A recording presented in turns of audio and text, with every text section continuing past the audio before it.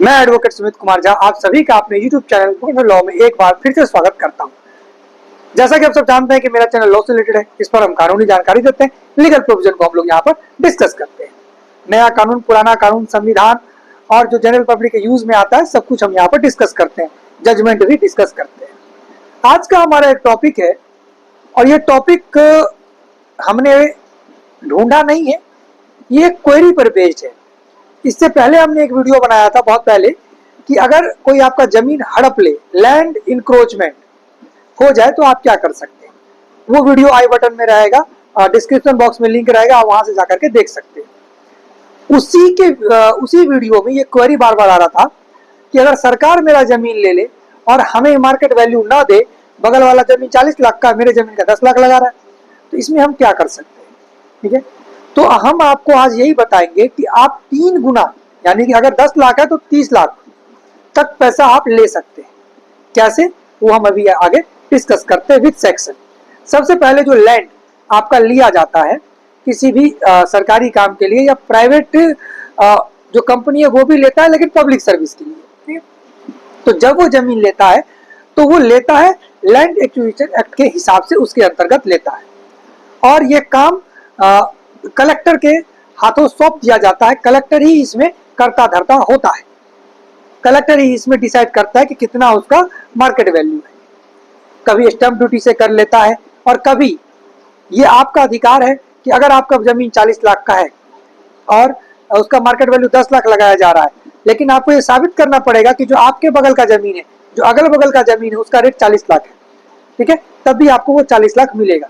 ये clear section 26 LA act का कहता है कि अगर अगल बगल का जमीन महंगा है तो आपका भी जमीन उसी रेट का होगा। तो मान के चलिए, एग्जाम्पल के तहत हम आपको बताते हैं कि अब आपको पैसा कैसे लेना है। मान के चलिए आपके जमीन का मार्केट वैल्यू निकला 10 लाख, कितना भी हो सकता है, एग्जाम्पल के तहत हम आपको बता रहे हैं 10 लाख। और सेक्शन 30, जब ये 10 लाख होगा तब सेक्शन 30 का आप इस्तेमाल करेंगे एलए एक्ट का और कहेंगे कि मेरा सॉलिसिटम अमाउंट जो है वो कहाँ है, यानी सॉलिसिटम जो प्राइस है वो कहाँ है। ये एक प्राइस होता है जो कि 100% होता है मार्केट वैल्यू का, यानी कि 10 लाख अगर आपका मार्केट वैल्यू है आपके जमीन का, 10 लाख आपका मुआवजा बन रहा है, तो 10 लाख प्लस मिलेगा आपको सॉलिसिटम अमाउंट, यानी कितना मिलेगा, 20 लाख। अब 20 लाख मिल गया, अब देखिए अभी और पैसा बढ़ेगा आपका।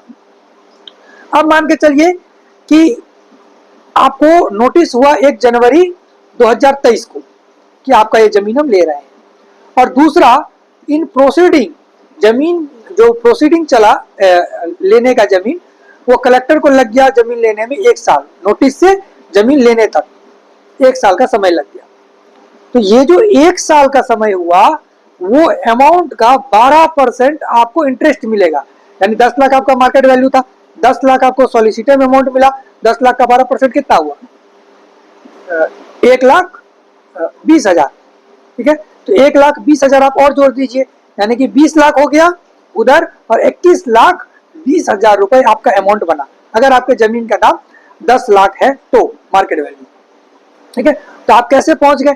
कितनी बार क्या होता है कि हम ये 12% भी नहीं ले पाते, और जो अधिकारी है, सब अधिकारी की बात नहीं कर रहा हूँ, और जो ब्रोकर्स हैं वो इन बिटवीन ये 12% भी खा लेते हैं और सॉलिसिटम अमाउंट जो एक व्यक्ति को मिलना चाहिए, जो उसका अधिकार है, उसको भी खा जाते हैं। तो उनको समझना पड़ेगा, समझना तो उनको पड़ेगा नहीं क्योंकि उनको तो पहले पता होता है, समझाना पड़ेगा आपको अगर आपका जमीन है कि मेरा सॉलिसिटम अमाउंट दे दीजिए, मेरा 12% इंटरेस्ट कहाँ है वो भी हमें दे दीजिए मेरे बैंक खाते में, और आपको वो मिल जाएगा।